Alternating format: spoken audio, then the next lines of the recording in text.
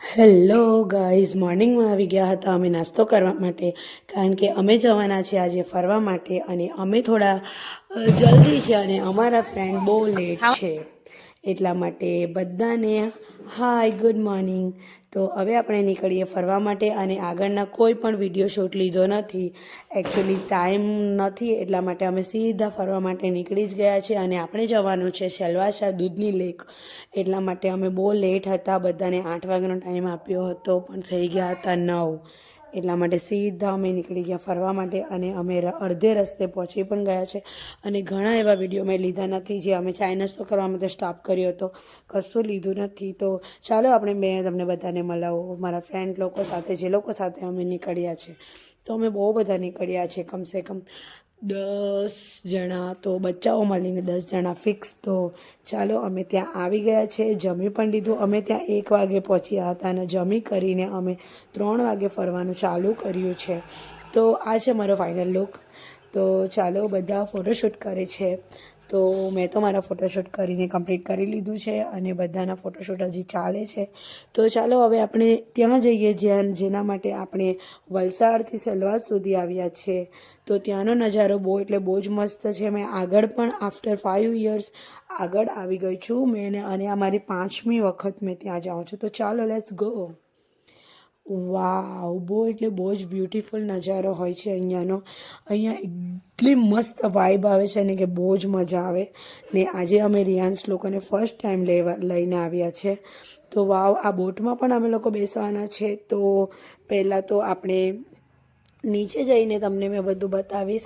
તો મિતેશ ને બધા તો જતા પણ રહ્યા છે આગળ. તો ચાલો, આપણને પણ કંટ્રોલ નથી થતું. તો હવે ફાઇનલી આપણે પણ ત્યાં જઈએ. બહુ જ ઉતાવળ આવે છે કારણ કે આફ્ટર 5 યર્સ પછી મેં ત્યાં ગઈ છું અને એ પહેલાં મેં બહુ વાર અમે ત્યાં ગયા છે. તો ચાલો આપણે ત્યાં જઈએ અને બોટમાં બેસવાના છે. તો હું તમને એ બધું જ બતાવીશ. વાવ, મને અહીંયાનો જે નેચરલ વાઇબ આવે મને બહુ જ ગમે છે. તો જે આ બોટમાં જે બધું ડેકોરેટ કરેલું હોય, જે બધું મૂકેલું હોય, ઓ વાવ, એટલું મસ્ત વાઇબ આવે ને. અને અમે ત્યાં ફાઇનલી બોટમાં બેસી પણ ગયા છે અને બધાના ફોટો વિડીયો બધું ચાલુ થઈ ગયું છે.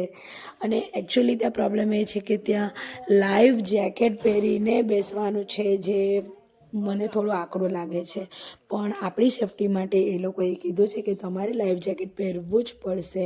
એટલે ચાલો હવે પહેરીને અડધો કલાક બેસવાનું છે, બેસી લઈએ. અને મારા રિયાન્સને ત્યાં ફરવાની બહુ જ મજા આવે છે. એણે તો બહુ એન્જોય કરી લીધું બોટમાં.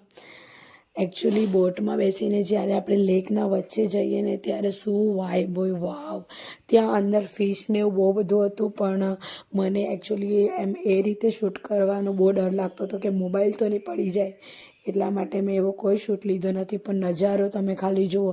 એકવાર તો ત્યાં જવાનું ફાઇનલી બને જવું જ જોઈએ એકવાર તો. રિયાન્સ અને મિતેશ તો એટલું મસ્ત હતા, આરામ જેવી રીતે એકદમ આરામથી રિલેક્સ કરી લીધું. અડધો કલાક સૂઈ જ ગયા એમ કે તો ચાલે. એ લોકો મસ્ત સૂઈને બેઠા હતા અને રિયાન્સે મને જરા પણ હેરાન નહીં કર્યું. બહુ મજા આવી ગઈ. વાવ, હું સીન હતો ત્યાંનો. અમે સમથિંગ 4 વાગે બોટમાં બેઠા હતા અને તે 4:30 વાગ્યા સુધી. બહુ એટલે બહુ જ મજા આવી હતી. તમારે પણ ત્યાં જવું જોઈએ, એકવાર તો જવું જ જોઈએ. બહુ જ મસ્ત વાઇબ છે ત્યાંની. એ આપણા વલસાડ વાપીથી સેલવાસા જે આવેલું છે તેના અગાડી છે. એકચ્યુઅલી જતાં 2 કલાક જેવા લાગ્યા હતા અમને, સ્ટોપ કરીને જતાં. એમ તો બહુ લેટ નથી થતું ત્યાં જતાં. તો ચાલો આપણે આવતા વ્લોગમાં ફરી મળીશું. Bye, take care guys.